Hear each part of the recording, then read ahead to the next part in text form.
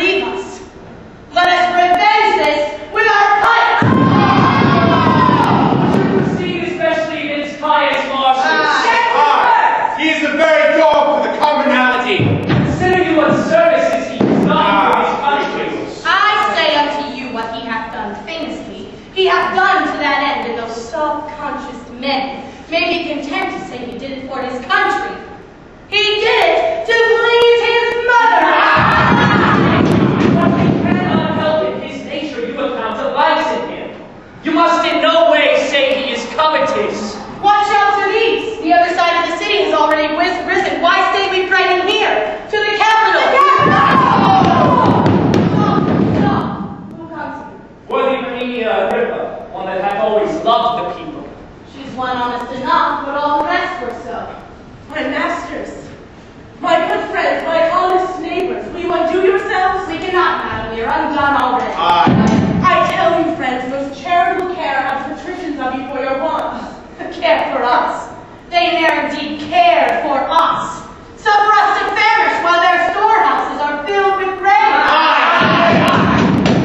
Lord, eat us not up they will, and that is all the love they bear us. I shall tell you a pretty tale.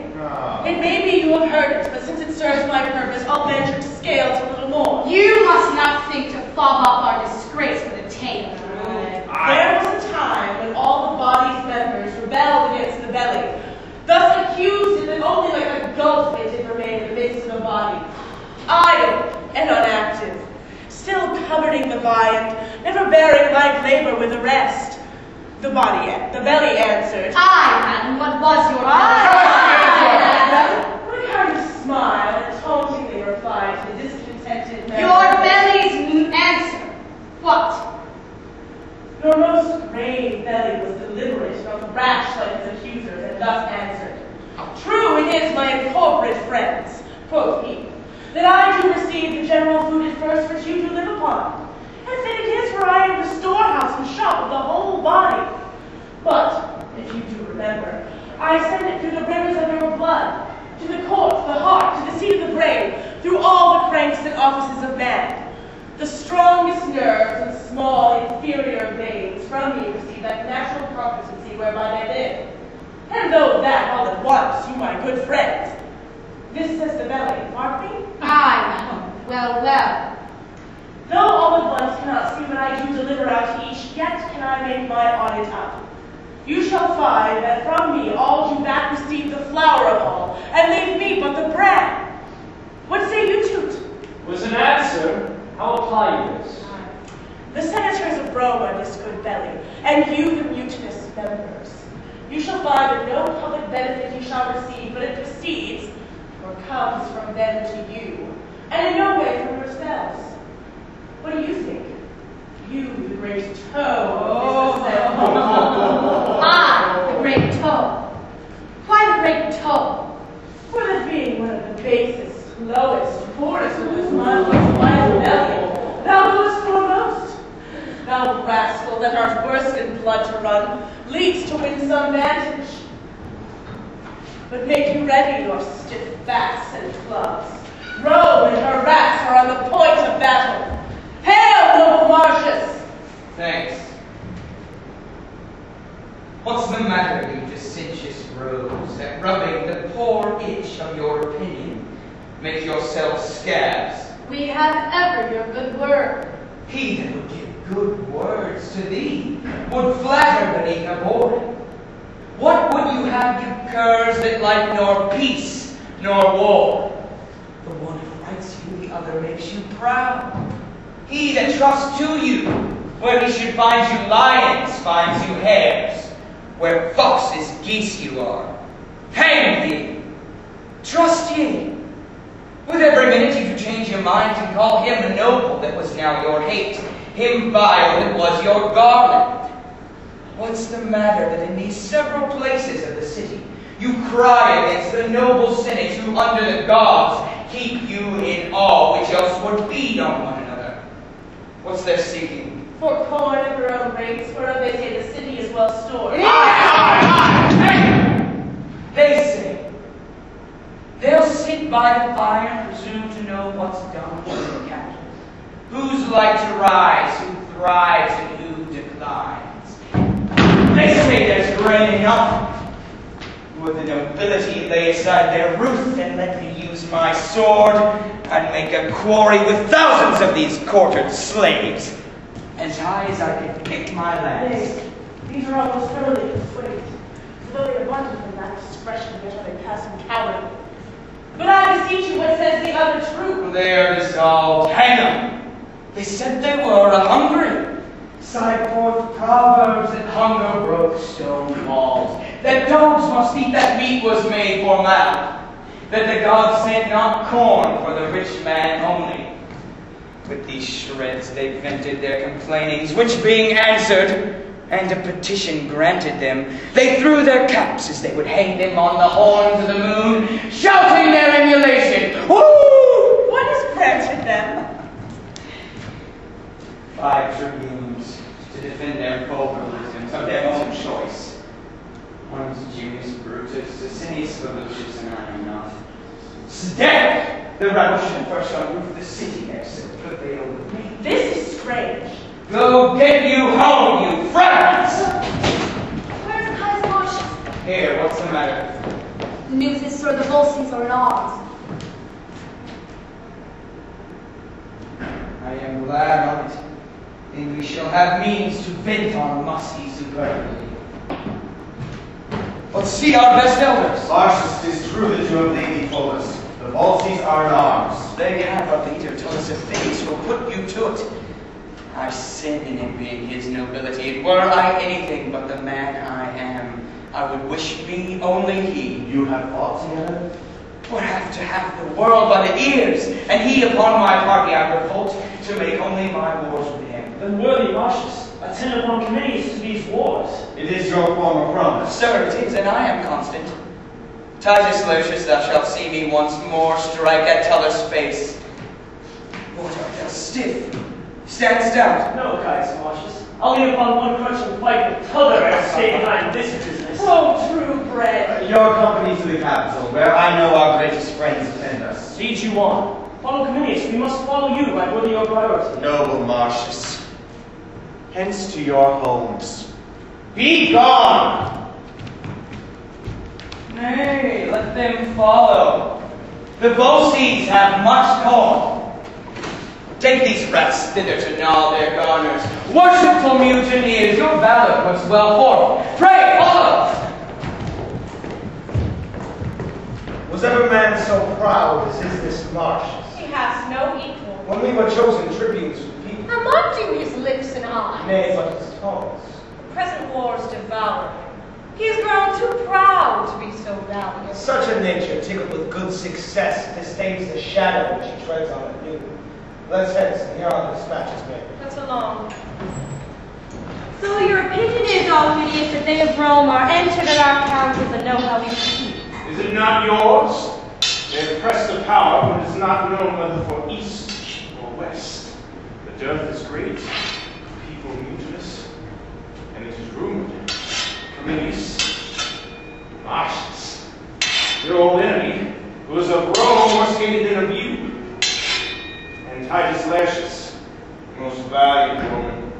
These three lead on this preparation, whether 'tis bent. Most likely 'tis for you. Consider of it. Our army's in the field, noble Aufidius. Take your commission. Hie you to your band. Let us alone to guard quietly. If they set down before us, or the remove, bring up your army, but I think you'll find it not prepared for. Oh, doubt not that. I speak from certainties. Nay, more, some parcels of the power are forth already, and only hitherward. I leave your army. If we and Caius Marcius chance to meet, 'tis sworn between us we shall ever strike till one can do no more. The gods assist you. And keep your honor safe. Farewell. Farewell.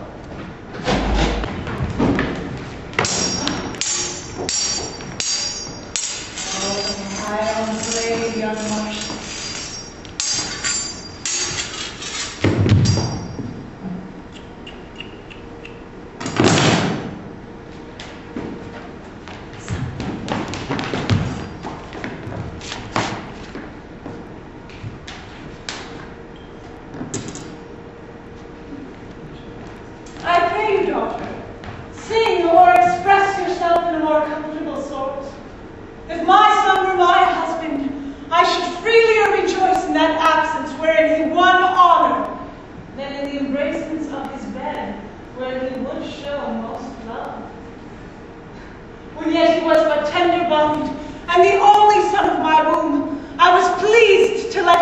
danger, where he was like to find fame.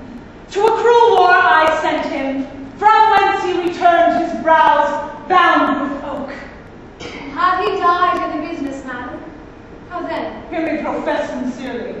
Had I a dozen sons, each in my love alike, and none less dear than thine, and my good marshals, I'd rather had 11 die nobly for their country than one voluptuously surfeit out of action. Madam, Lady Valeria is in the visit you. Beseech you, give me leave to retire myself. Indeed you shall not. Methink I hear hither your husband's drum. See him pluck Aufidius down by the hair, as children from a bear, the Volsci shunning him. Methink I see him stamp thus and call thus. Come on, you cowards! You were not in fear, though you were born in Rome. His bloody brow and his mailed hand, then wiping forth he goes. His bloody brow. You are not blood. Away, you fool! More becomes a man in guiltless trophy. Tell Valeria we are fit to bid her welcome. Heavens, bless my molten fellow Phyllis. So pluck Aufidius' head below his knee and shred upon his neck. My ladies, both good day to you. Sweet madam, I am glad to see your ladyship. How do you both? What are you sewing here? Ah, fine spot and good faith. How does your little son? I thank your ladyship. Well, good madam. He'd rather see the swords and hear a drum than look upon his schoolmaster. On my word of father's son, I'll swear 'tis a very pretty boy. I myself, as upon a Wednesday, half an hour's weather, had such a confirmed countenance. I saw him run after a gilded butterfly, and after he caught it, he let it go again, and after it again, and over he comes in, up again and catched it again. Or whether his fall enraged him or how 'twas, he did so set his teeth and talons. Oh, I warrant how he managed it. One among his father's moods. Indeed, that is a noble child. Come, lay aside your cittery. I must have you play the idle housewife with me this afternoon. No, madam, I will not have doors. Not out of doors? She shall. Indeed, no. By your patience, I will not over the threshold till my lord return from the wars. Fie, you confine yourself most unreasonably. Come, in troth law, go with us, and I shall tell you excellent news of your husband. Indeed, madam, there can be none yet. Verily, I do not jest. There came news from him last night. Indeed, good madam. This is true. I heard the senator speak it. Thus it is. The Volscians have an army formed against you. Cominius, the general, is gone with 1/4 of our Roman power. Your lord and Titus Larsen are set down before their city Coriolanus. They nothing doubt prevailing, and to make it brief wars. This is true on mine honor, and so I pray go with us. Give me excuse, good madam. I will obey thee in everything hereafter. Let her alone, lady. As she is now, she will but disease our better mirth. In troth, I think she would. Very well then. I wish you much mirth.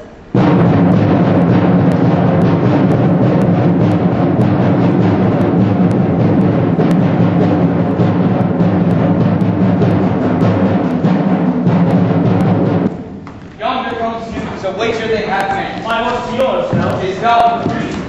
Say, as our general at the enemies. They lie in view, but have not spoken. Ah! Second good horse is mine. I'll buy him up. No, I'll nor sell nor given. Lend you him I will for half 100 years.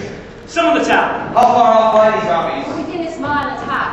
Think we shall hear their letter when they ours. No noise and prithee make us quick in work, that we with smoking swords may march from hence to help our fielded friends. Come, sound thy blast!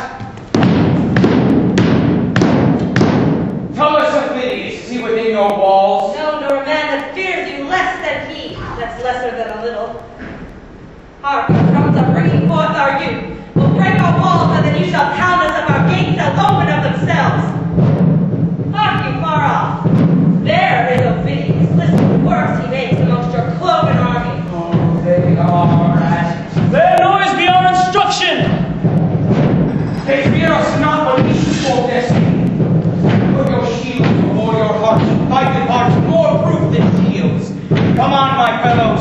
He that retires, I'll take him for a full sea, and he shall feel my edge.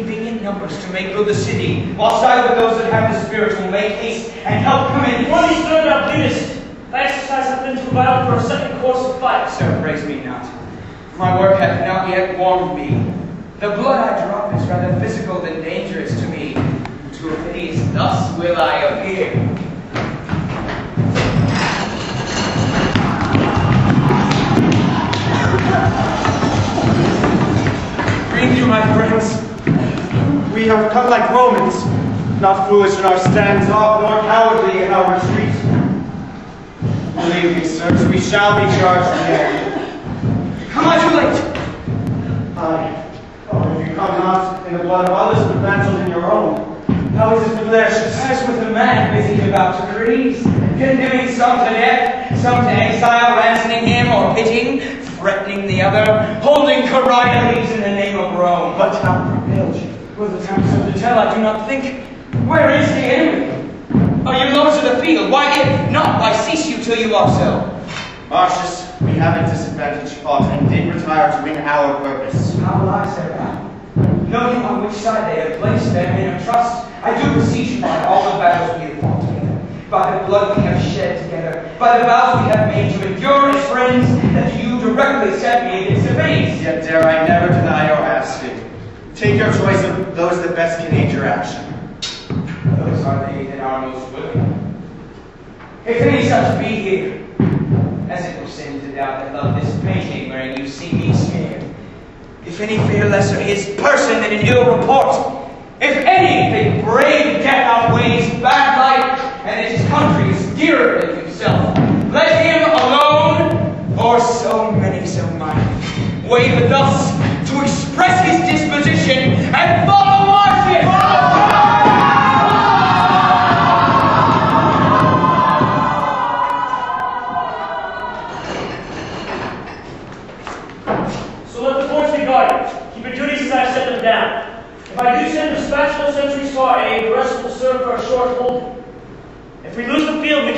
the town. Fear not our care, sir. Hence, and shut your gates upon us. Our banner come, to the Roman camp conduct us.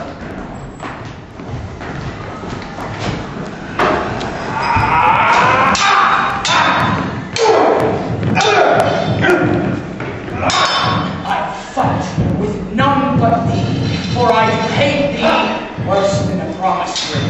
Keep me alive! Not a quick bones of serpent I have borne more than thy fame and envy.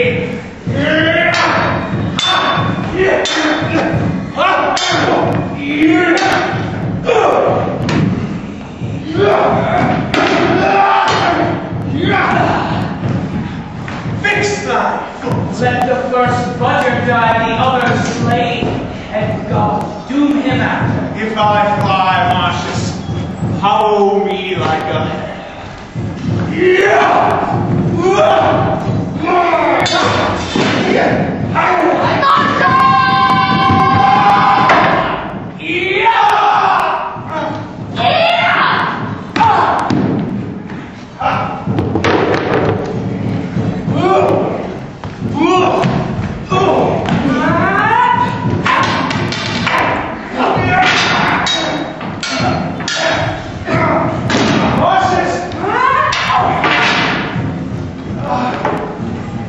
Within these 3 hours, Tullus, alone have I fought in your Coriolanus walls, and made what work I pleased. 'Tis not my blood wherein thou seest me masked. For thy revenge, reach up thy power to the highest. Wert thou the Hector that was the whip of your brand and progeny, thou shouldst not escape me here.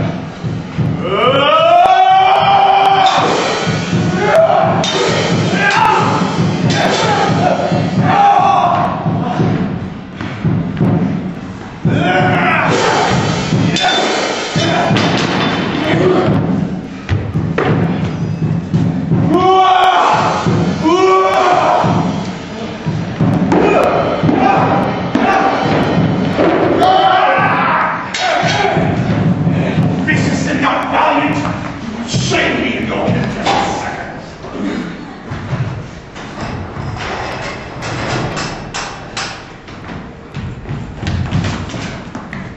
If I should tell thee on this thy day's work, I would not believe thy deeds. Do we thank the gods our Rome hath such a soldier? Sir, praise me not. My mother, who has a charter to extol her blood, when she does praise me, grieves me. I have done as you have done, that's what I can. Induced as you have been, that's for my country. You shall not be the grave of your deserving. For a concealment worse than a theft to hide your doings. Therefore, I beseech you, in sign of what you are, not to reward what you have done before our army here. I have some wounds upon me, and they smart to hear themselves remembered.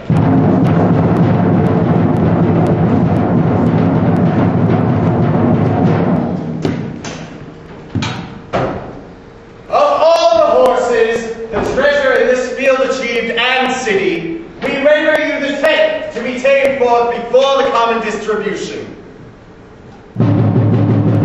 I think you, General, cannot make my heart consent to take a bribe to pay my sword. I do refuse it and stand upon my common part with those that have beheld the doing. Marcius! Marcius! Marcius! Marcius! Marcius! Too modest are you, more cruel to your good report than grateful to us that give you truly. Therefore be it known as to us, to all the world, that Caius Marcius bears this war's garland.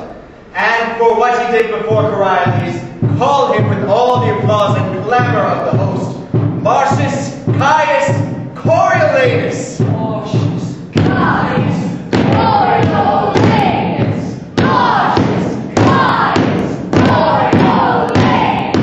Marcius Caius Coriolanus. I will not wash.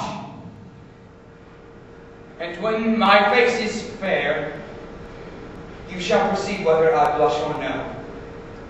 Howbeit, I thank you. Go we to our tent. The blood on your visage dries, but 'tis time it should be looked to. Come.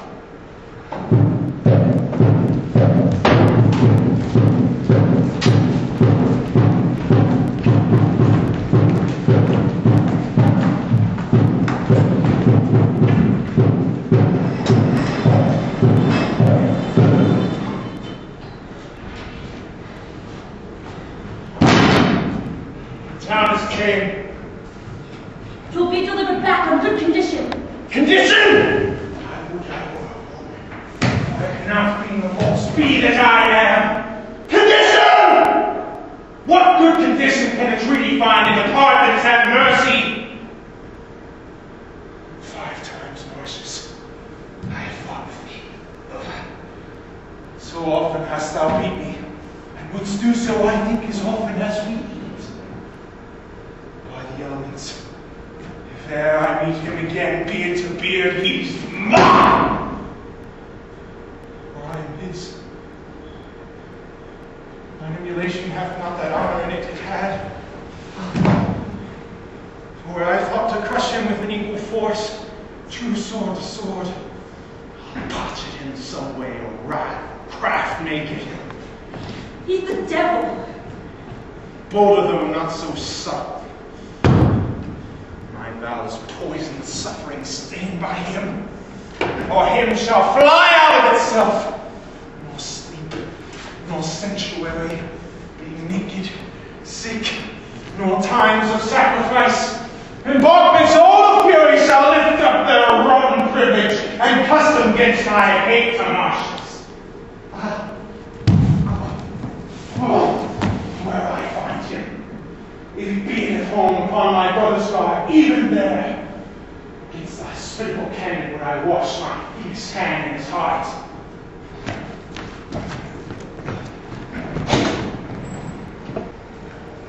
The augurer tells me we shall have news tonight, good or bad.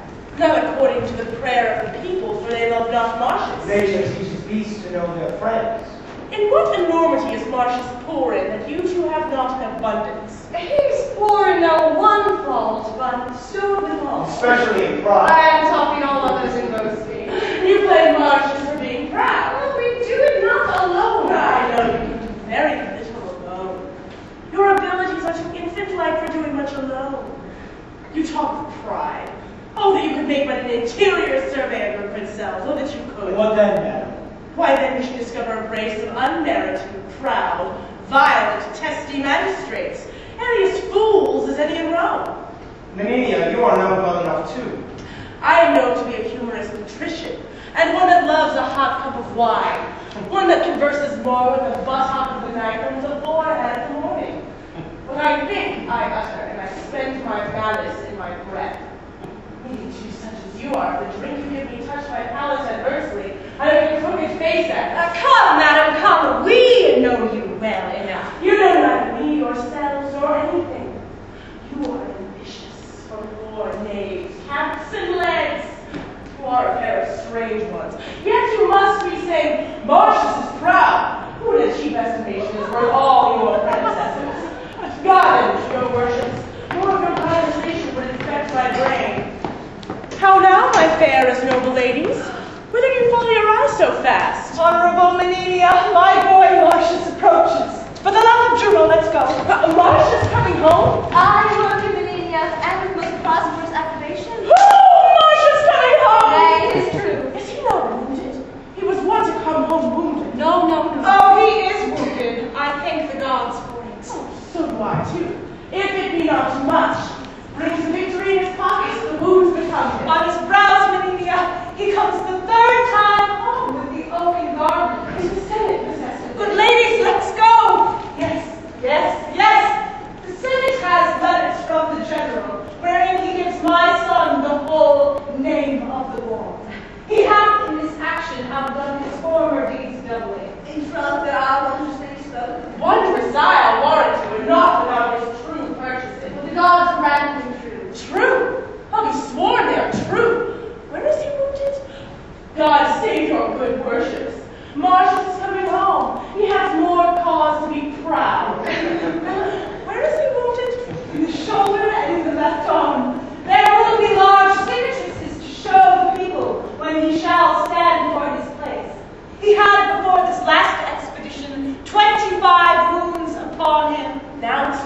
27. Every gash was an enemy's grave.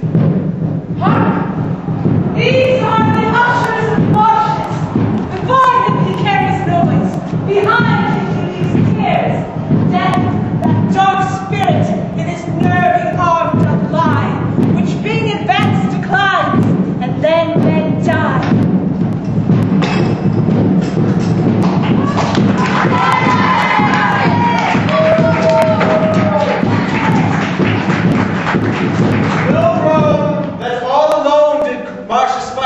Coriolanus' gates, where he hath won with fame a name to Caius Marcius. These in honors follow Marcius Caius Coriolanus. Welcome to Rome, renowned Coriolanus. Welcome to Rome, renowned Coriolanus. No more of this, it does offend my heart. Pray now, no more. Look, sir, your mother. You have, I know, petitioned all the gods for my prosperity. Nay, my good soldier, my gentle Marcius, worthy Caius, and by deed achieving honor newly named. What is it? Coriolanus, must I call thee? No, thy wife. My gracious sons, hail. Wouldst thou have laughed had I come calling home, and weepest to see me triumph?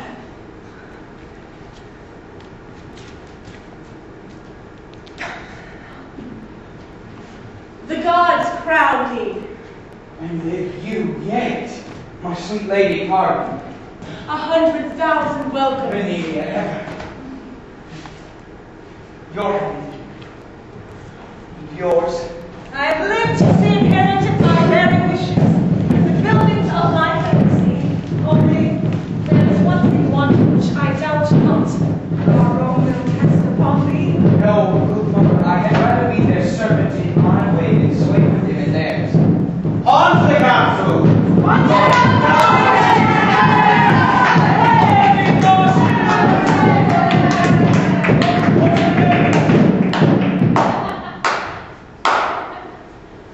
all tongues speak of him. Such a pother.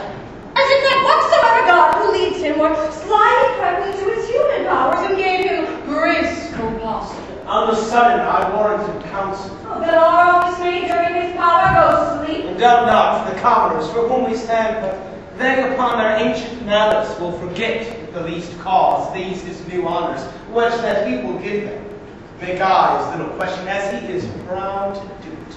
I heard him swear, were he to stand for counsel, never would he appear in the marketplace, nor on him put the napless vesture of humility, nor showing, as the manner is, his wounds to the people, beg their stinking breath. It shall be to him then sure destruction. We must remind the people in what hatred he still hath held, that to his power he would have made them rule, silenced their pleaders, and dispropertied their freedoms. This suggested hath some time when his soaring insolence shall touch the people, will be his fire to kindle their dry stubble, and their blaze shall darken them forever. To the capital, and carry with us ears and eyes for the time, but hearts for the event. Have with it.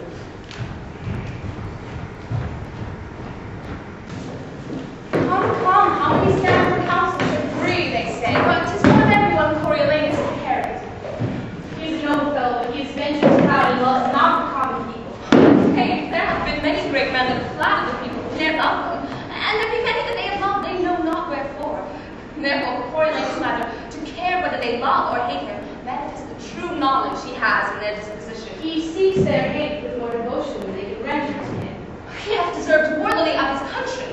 He hath so planted his honors in their eyes and his actions in their hearts, that for their tongues to be silent and not profess so much were a kind of ungrateful injury. No more of him, he is a worthy man. There come the time.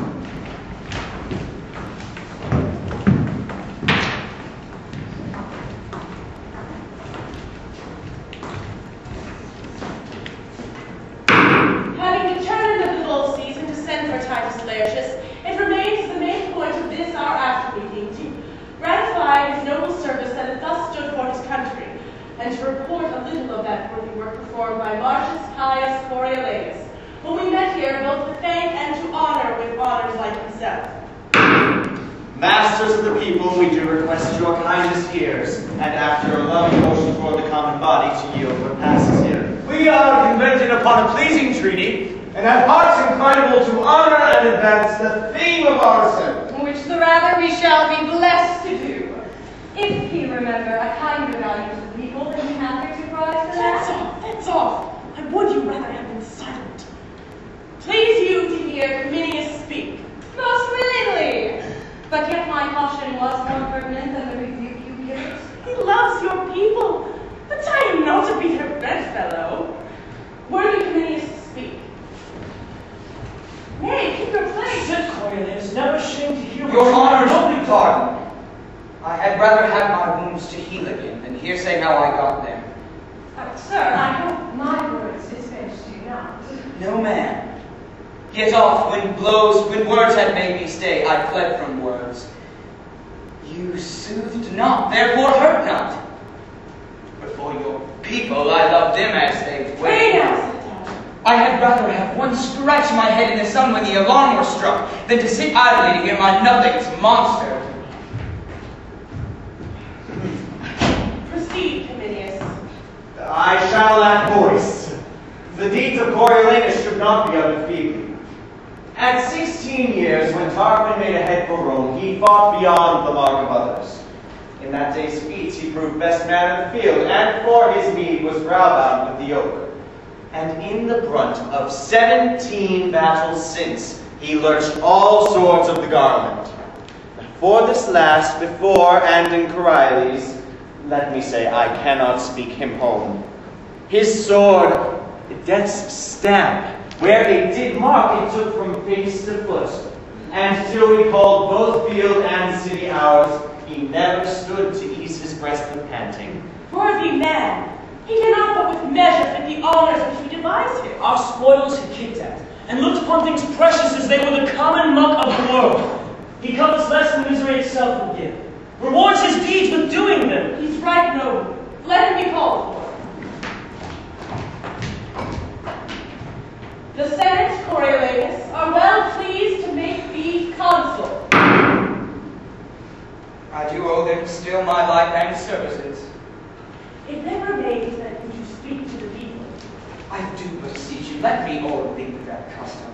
For I cannot put on the gown, stand naked, and entreat them for my wound's sake to give their suffrage. Please you that I may pass this bill. Sir, the people must have their voices. Neither will they bait one jot of ceremony. Put them not to, pray you go thus and fit you to the custom. It is a part that I shall blush in acting, and might well be taken from the people. Mark you that. To brag unto them thus I did, in thus showing them the aching scars which I should hide, as if I had received them for their hire only. Do not stand on it. We recommend to you, tribunes to the people, our purpose to them, and to our noble consul wish we all joy and honor. To Coriolanus come all joy and honor.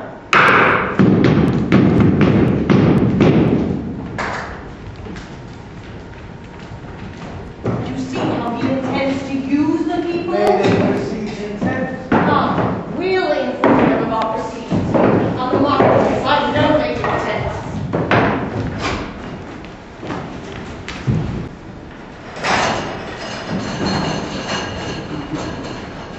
Once if ye do require our voices, we ought not to deny them. We may, sir, if we will. We have power in ourselves to do it, but it is a power we have no power to do. For if he shows us his wounds and tells us his deeds, we are to put our tongues into those wounds and speak for them. Ingratitude is monstrous, and for the multitude to be ungrateful, we're to make a monster of the multitude. Once we stopped up about the corn, and he stuck not to call us the many-headed multitude. If he would incline to the people, there was never a worthier man. Here he comes, and in the gown of humility. Marcus behavior. Content.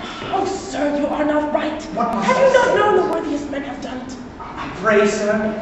Blame upon us, I do not bring my tongue to such a pace. Look, sir, my wounds I got them in my country's service, when some certain of your brethren roared and ran from the sound of our own drums. Oh, may the gods, you must not speak of that. You must desire them to think upon you. Think upon me. I would they would forget me. You mar all. I'll leave you. I pray you speak to usual, I pray you in wholesome manner. Bid them wash their faces and keep their teeth clean. So here comes a brace. You know the reason for my standing here. We do, sir. Tell us what brought you to it. Mine own desert. Your own dessert. Aye, but not mine own desire. How? Not your own desire? No, madam. 'Twas never my desire yet to trouble the poor with begging. You must think if we give you anything, we hope to gain by you. Well, then I pray you, your price to consulship. The price is to ask it kindly. Kindly, madam, let me have it. I have some wounds upon me which shall be yours in private.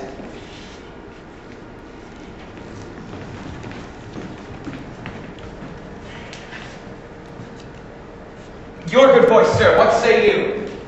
Shall have it, worthy sir. A match, sir, there's in all two worthy voices begged. I have your alms adieu. So this is something odd. And twere it was again, but 'tis no matter. Pray you now, if you may stand within the tune of your voices, that I may be consul. I have here the customary gown. You have deserved nobly of your country, and you have not deserved nobly. Your enigma. You have been a scourge to her enemies.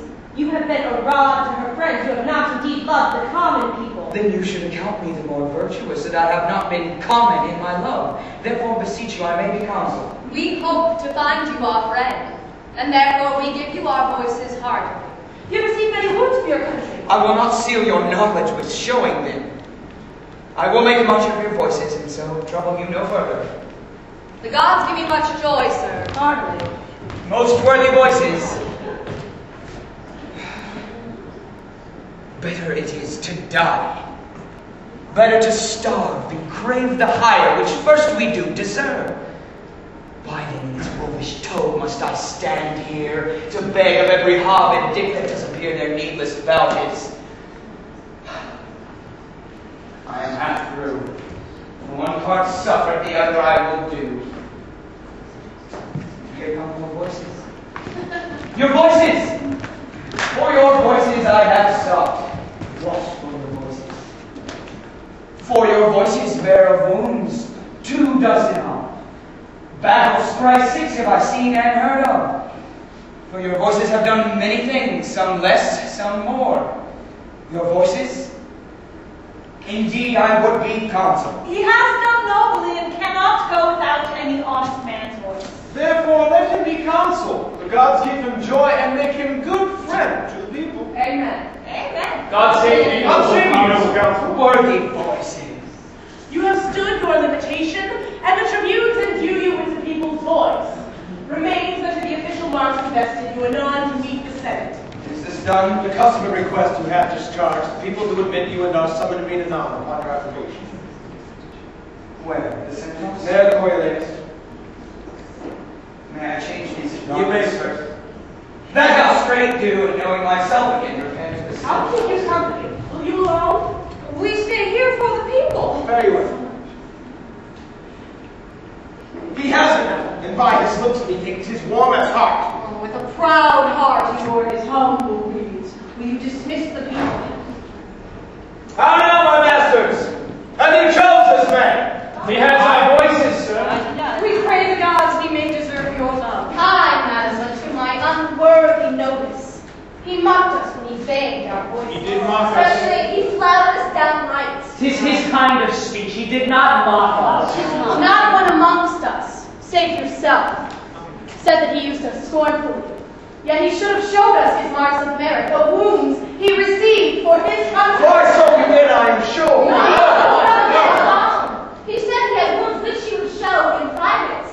I would be consul, says he. Ancient custom, but by his voices will not so permit me. Your voices, therefore. And when we granted that, there was, I thank you, your voices. Thank you, your most sweet voices. Now I have your voices. I have no further with you. Was this not mockery? I know your deceit, or seen it of such childish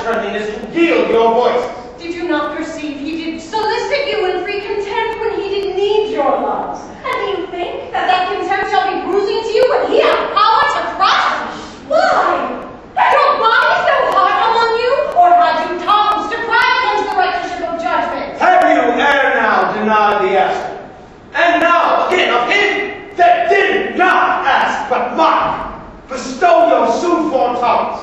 He's not confirmed. We make tonight. I'll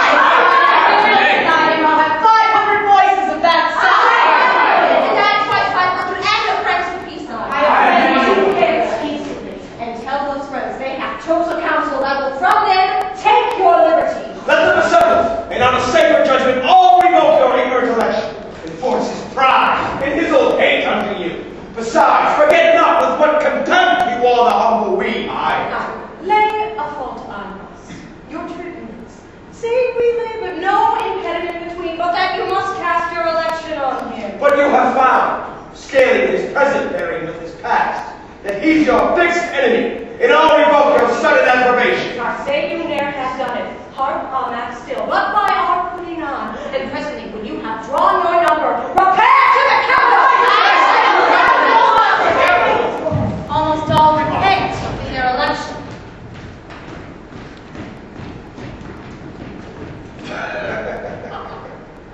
Let them go on. If, as his nature is, he fall in rage with their refusal, both observe and answer the advantage of his anger. In the capital, come. We shall be there before the stream of the people, and this shall seem, as partly 'tis, their own, which we have goaded on.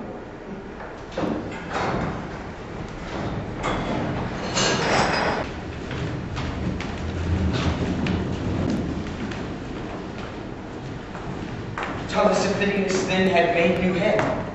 So may the boldly stand, but as at first ready, the time shall prompt him to strike upon us again. They are warned, Lord Consul, so that we shall hardly in our age to see their banners wave again. Saw your Phineas. Spoke he of me? He did, my lord. How? What? How often he had led you sword to sword, that of all things upon the earth he hated your person most. At Antioch, let's see. At Antioch. I wish I had some cause to seek him there, to oppose his hatred fully. Welcome home. Behold, the tribunes of the people, the tongues of the common mouth. I do despise them, for they do prank them in authority against all noble sufferings. Pass over! What is that? It would be dangerous to go on no further. What makes this change? Master, Have you not passed the noble and the common? committee is Have I had children's voices? Noble tribunes, give way, the shouts of the marketplace. The people are incensed against him. Stop, or all will fall in ruin. Are these your herd? Must these have voices that can yield them now and straight disclaim their tongues? What are your offices?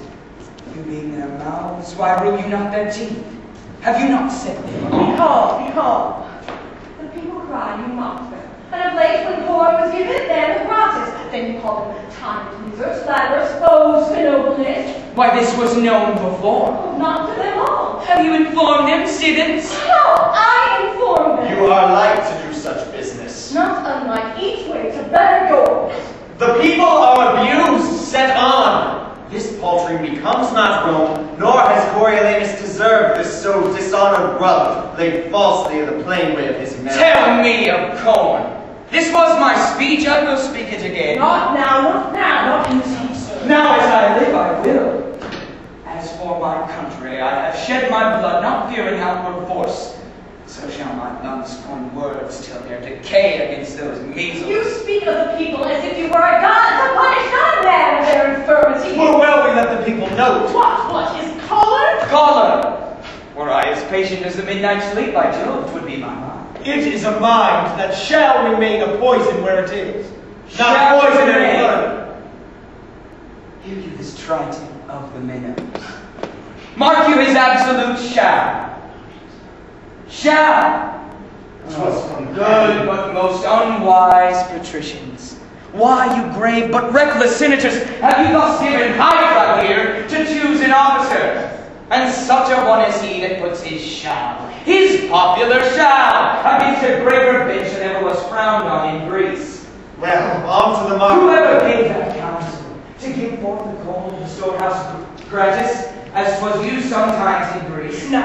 Though there the people had more absolute power. I say fed disobedience, fed the ruin of the state. Why shall the people give one that speaks of their voices? I give my reasons more worthier than their voices. They know the corn was not our recompense, resting well assured they ne'er did service for it, and being pressed rest of the wars, even when the navel of the state was touched, they would not thread the gates. This kind of service does not deserve corn gratis. Enough with over-measure. No, take more. Has spoken like a traitor, and shall answer as traitors do. Thou wretch, despite o'erwhelm me. What must the people do with these balls of gillies? When what's not meet, but what must be was law, then were they chosen. In a better hour, let what is meet be said it must be meet, and throw their power in the Manifest treason! It's the council. No. Let him be apprehended. In whose name myself attach me as a traitorous innovator, a foe to the public good.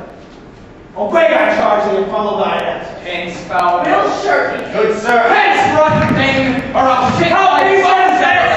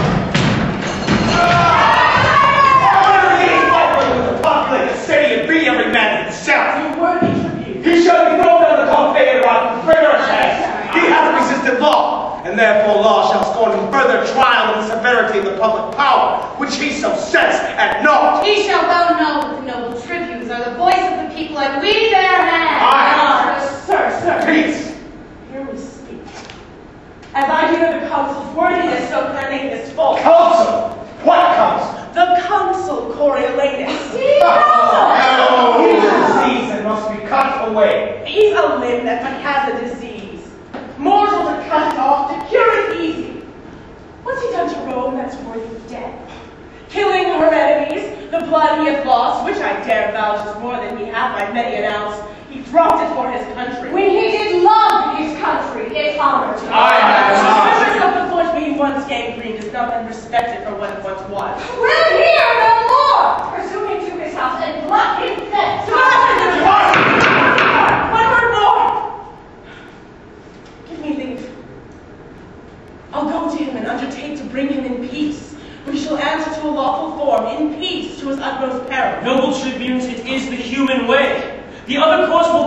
too bloody, and the end of it unknown to the beginning. Noble Anneken, be you then as the people's officer. Masters, we will be called. Go not home. Meet on the marketplace, we'll attend you there. Where? If you bring that marshal, we'll proceed in our first way. I'll bring him to you.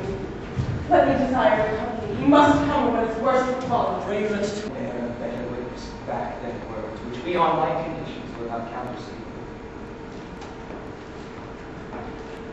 Come, enter with us.